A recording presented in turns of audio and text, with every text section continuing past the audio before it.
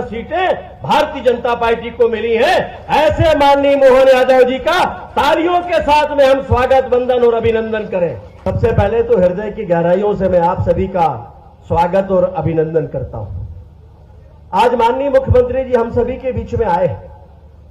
उन्होंने विशेष रूप से इसके लिए जबलपुर को चुना और जिस अभियान को प्रारंभ करने के लिए वे यहां पर आए हैं, इस गर्मी के मौसम में अभी अभी माननीय मोदी जी का कल शपथ ग्रहण भी हुआ है और माननीय मोदी जी के साथ भारतीय जनता पार्टी और एनडीए के सभी मंत्रियों ने एक इतिहास बनाया है।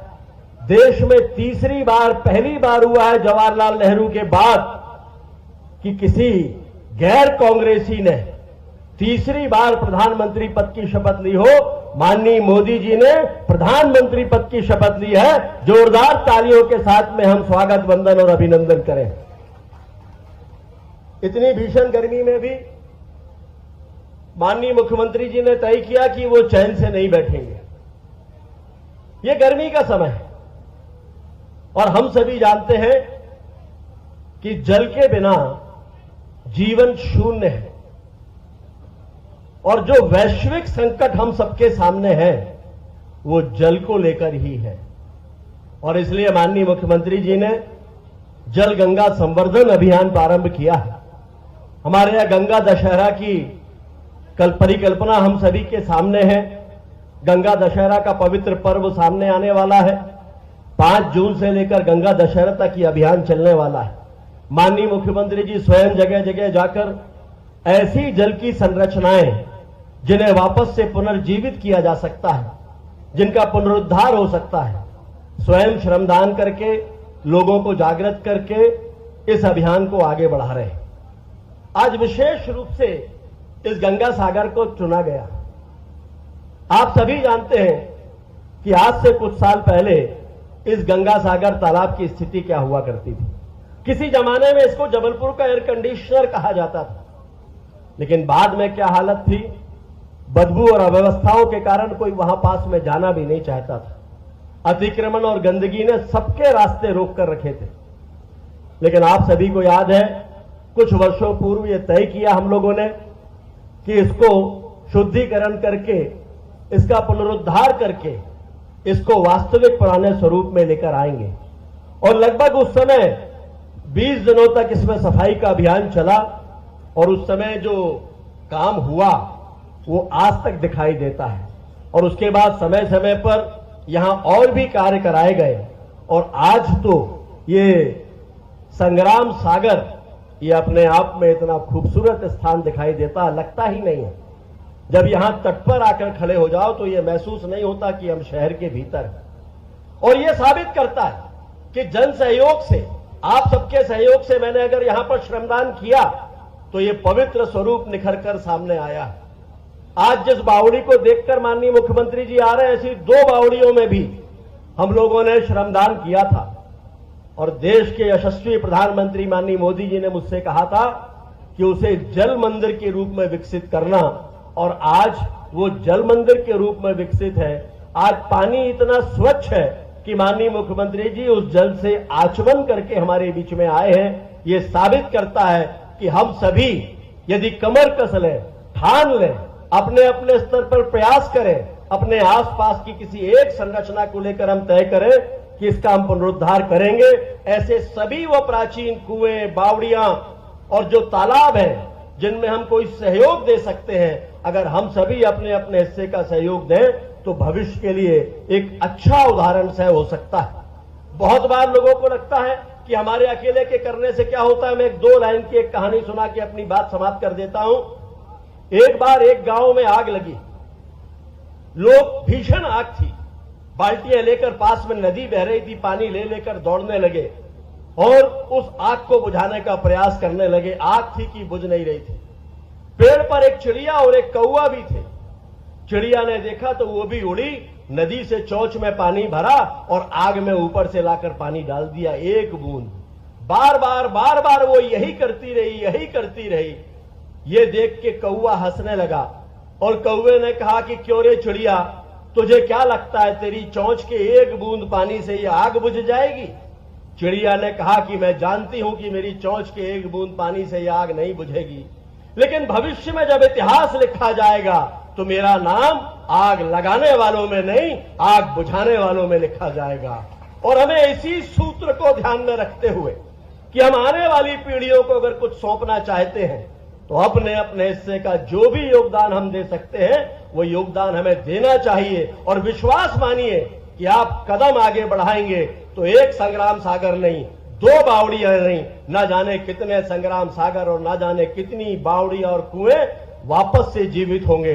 हमारे पूर्वज हमें आशीर्वाद तो देंगे ही, लेकिन आने वाली पीढ़ियां भी इस बात के लिए हमें साधुवाद देंगी कि हमारे पूर्वजों ने हमें श्रेष्ठ संरचनाएं सौंपी थी, तो कम से कम हमने उनको वापस से अपने आने वाली पीढ़ियों को उसी स्वरूप में सौंपा है। और मुझे विश्वास है कि माननीय मुख्यमंत्री जी का यह अभियान पूरे प्रदेश में रंग लाएगा और जल की दृष्टि से जो जागरण होगा वो हमें जल की दृष्टि से समृद्ध बनाएगा।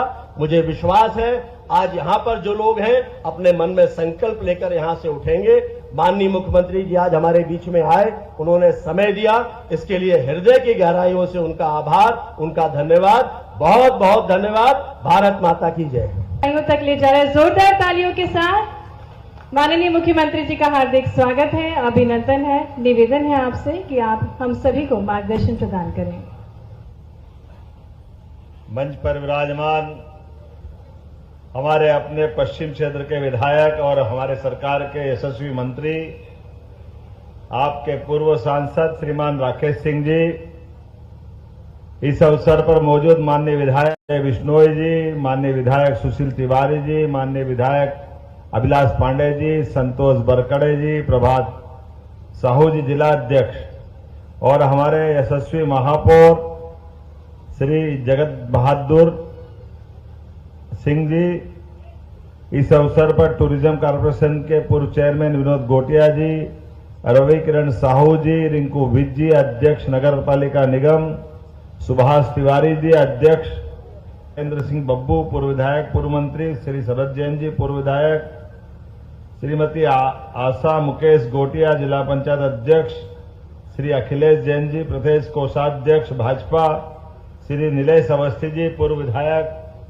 पूरा मंच, सभी पार्षदगण, सभी पदाधिकारीगण, एक बार जोरदार तालियां पूरे मंच के लिए। और ये जो समय चल रहा है ग्रीष्म ऋतु, और ग्रीष्म ऋतु वैसे तो हमारे लिए 3 मौसम 6 ऋतु और साल का विभक्तिकरण भी ऐसा है कि उत्तरायण और दक्षिणायन, कितनी सुंदर हिसाब किताब हमारे अपने पूर्वजों ने लगा करके दिया है।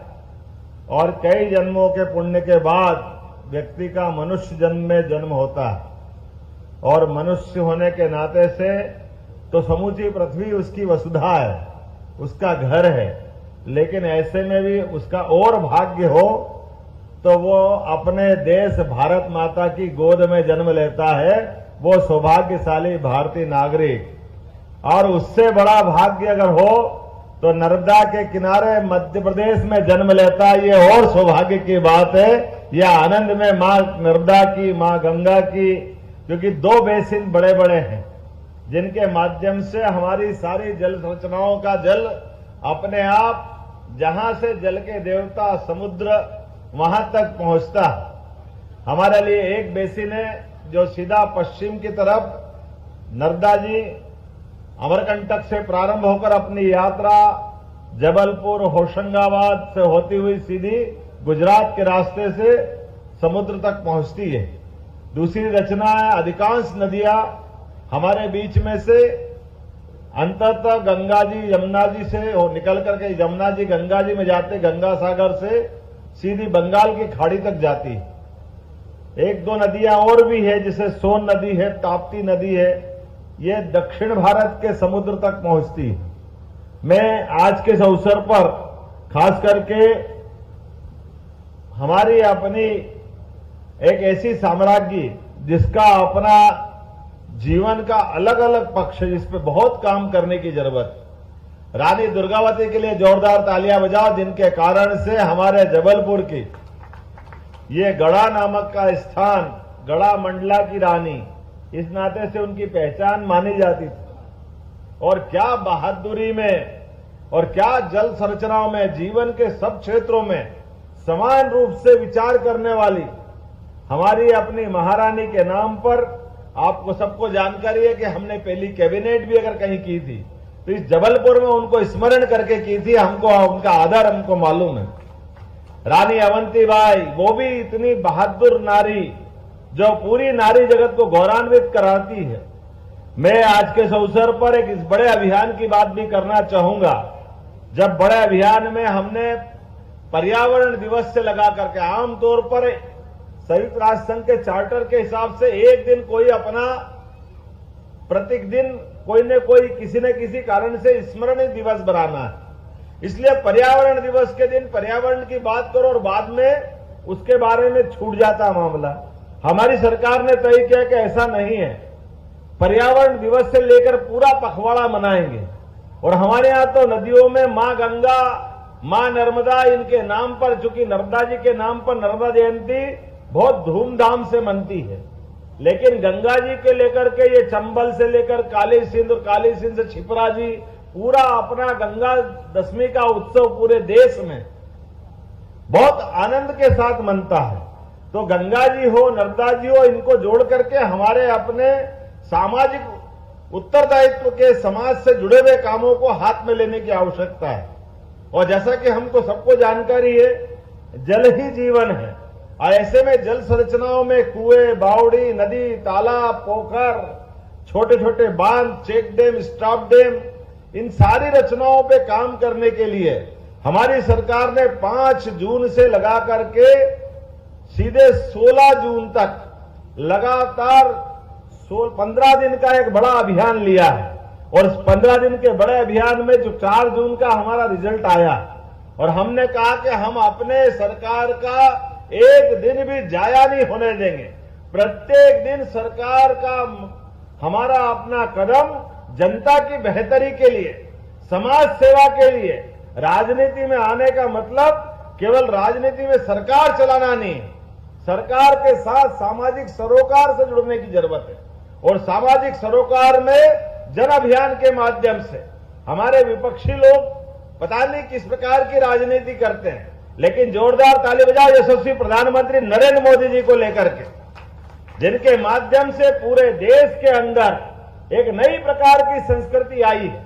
और नई प्रकार की संस्कृति उन्होंने राजनीतिक क्षेत्र में सत्ता प्राप्त करने के बाद भी, उनका तो खुद का कहना है कि केवल वोट की बात 5 साल में एक बार कर लेंगे, लेकिन सामाजिक सरोकार के काम 24 घंटे 7 दिन अनवरत चलना चाहिए। इसलिए वो उनके जीवन में भी उस चीज को लागू करते हैं।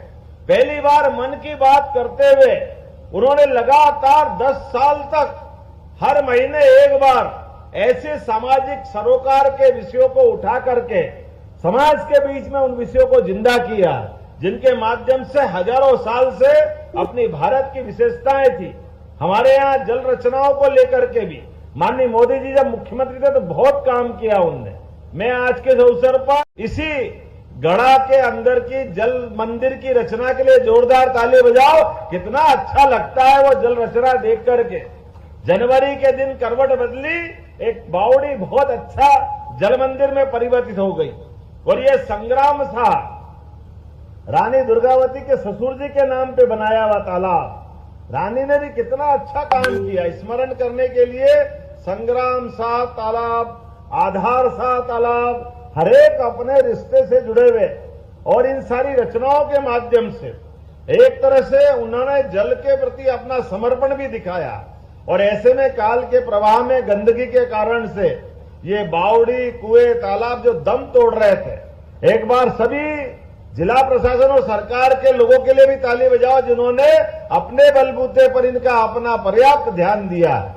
और अभी ये अनवरत चलने वाली सिलसिले है, इसको रोकने वाले नहीं है, ये लगातार इसी प्रकार से चलते रहेंगे।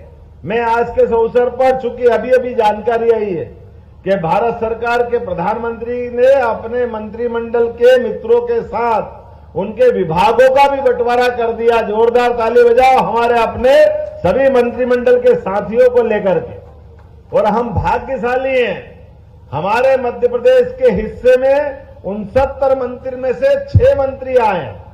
अभी हमको 5 पे ही ध्यान जाता है कि 5 मंत्री हमारे बीच है, लेकिन राज्यसभा के बाकी हमारे मित्र जो तमिलनाडु से आते हैं, लेकिन राज्यसभा तो मध्य प्रदेश से मिली हुई है उनको, तो एल मुरुगन भी मंत्री बने, राज्य मंत्री।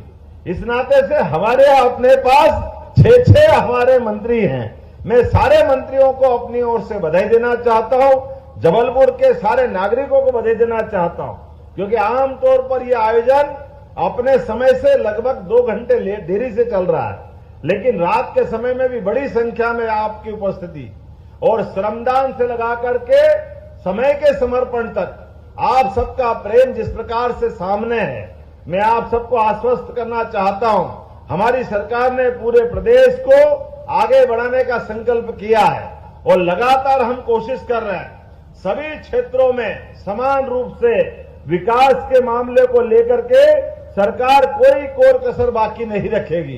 जबलपुर के अंदर भी जिस प्रकार की बड़ी संभावना है, रोजगार आधारित उद्योग लगाने के लिए भी हमारी सरकार बहुत बड़े कदम उठाने वाली है। बहुत जल्दी आपको इसके रिजल्ट भी मिलेंगे, जिसके माध्यम से हमारे जबलपुर के अंदर रोजगार की, जरा ताली वाली तो बजाओ, मजा ही नहीं आ रहा है, आपकी तालियां बताएगी तो हिम्मत बढ़ती है, लगता है कि हाँ हम कुछ काम कर रहे हैं। इस नाते से और भी अनेक बार मिलने का मौका मिलेगा। मेरी अपनी ओर से आज के इस अवसर पर लगभग 550 करोड़ के कितने काम है, 550 करोड़ के 500 के आसपास छोटे बड़े सब मिला के अलग अलग काम है। समय की कमी थी तो हमने कहा एक साथ कर दो, लेकिन ये कामों की सौगात के लिए जोरदार ताली बजा करके अभिनंदन करें। इन कामों के माध्यम से जो हमने विकास का संकल्प लिया, 1300 करोड़, लो बताओ 800 करोड़ भूल ही गए थे, जोरदार ताली बजाओ, ऐसा काम है हमारे पास। 1300 करोड़ के अलग अलग प्रकार के काम। और आपकी जानकारी के लिए बता दें कि बहुत जल्दी आज आपको यहां से सौगात मिल रही है और आपका हवाई अड्डा भी बहुत अच्छा बन गया है। आने वाली 13 तारीख को हमारे अपने जबलपुर से फिर मध्य प्रदेश की अपनी एयर टैक्सी के माध्यम से तो जबलपुर, रीवा, सिंगरौली, भोपाल हवाई यातायात की सुविधा भी इसी महीने, इसी 13 तारीख को मिलने वाली है। ये बड़ी सौगात आपको रहेगी, जिसके माध्यम से हम में से किसी को जल्दी जाना है तो रीवा, सिंगरौली, भोपाल, जबलपुर अभी ये रहेगी। इसके बाद और एक सुविधा मिलने वाली है आपकी सबकी जानकारी के लिए कि हमारे अपने परिवार में, आसपास के देहात क्षेत्र में या जबलपुर में भी किसी कारण से अगर कोई व्यक्ति बीमार हो जाए और बीमार को यहां से हॉस्पिटल से आगे कहीं बड़े अस्पताल पे पहुंचा करके उसकी जिंदगी बचाना है, तो ऐसे में एयर एम्बुलेंस की सुविधा की जरूरत लगती है। तो हमारी सरकार ने निर्णय किया है केवल आयुष्मान कार्ड बना लेना आप सब, तो आयुष्मान कार्ड के माध्यम से अगर उसकी जिंदगी बचाने के लिए दिल्ली, बंबई, कलकत्ता या किसी और जगह पहुंचाना हो तो अपने हेलीकॉप्टर से डॉक्टर और सारी सुविधा के माध्यम से उसकी जिंदगी बचाने का काम भी हमारी सरकार करेगी। एयर एम्बुलेंस की सुविधा भी हमारी सरकार देने वाली है। ऐसी कई सौगातें मिलती जाएगी। ये जनता का विश्वास भाजपा के प्रति जो है, इस विश्वास को भारतीय जनता पार्टी के माध्यम से हम निश्चित रूप से और प्रगाढ़ करते रहेंगे। आज के इस अवसर पर एक बार आप सबको बधाई, बहुत बहुत धन्यवाद। भारत माता। आज लगभग हमने 1300 करोड़ की नए बहुत सारे कामों की सौगात दी है। ये जल गंगा संरक्षण अभियान के अंतर्गत आज जल मंदिर बड़ा क्षेत्र में इसका पिछले समय किए गए काम का भी अपने अवलोकन किया है और माननीय मंत्री को बधाई दी, राकेश सिंह जी को, जिनके नेतृत्व में वो हुआ था। एक संग्राम सा तालाब का भी सौंदर्यीकरण के साथ साफ सफाई स्वच्छता अभियान चला, इसकी भी बधाई दी और इसी के साथ विविध सौगातें दी है। हमारे मंत्रिमंडल में माननीय नरेंद्र मोदी जी के मंत्रिमंडल में जो 6 मंत्रीगण बने हैं, सभी मंत्रियों को मेरी अपनी ओर से बधाई। अलग अलग विभाग मिले हैं और ये सभी विभागों के माध्यम से एक बार फिर देश में विकास की रफ्तार चलेगी और सभी माननीय मंत्रीगण श्रीमान शिवराज सिंह जी चौहान जो कृषि मंत्री बने, श्रीमान सिंधिया जी और अन्य सभी मंत्रीगणों को मेरी अपनी ओर से बधाई।